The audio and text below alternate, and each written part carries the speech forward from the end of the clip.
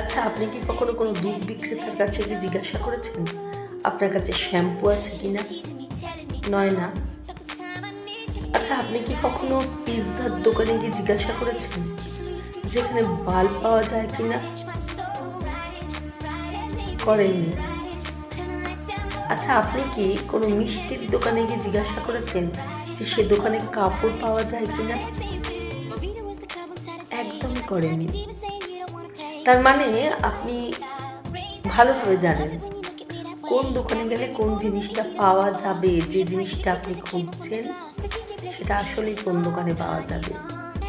তাই আপনি সেই দোকানেই যান যে দোকানে সেই জিনিসগুলো পাওয়া যায়। আপনি সেখানে সময় নষ্ট করেন না, ঠিক কি না? তাহলে সম্পর্কের ক্ষেত্রে কি করে আপনি আশা করে থাকেন যে আপনি যেটা চাইছেন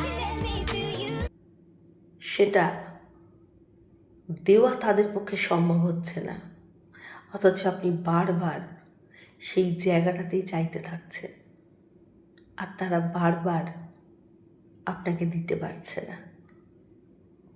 কখনো ভেবে দেখবেন।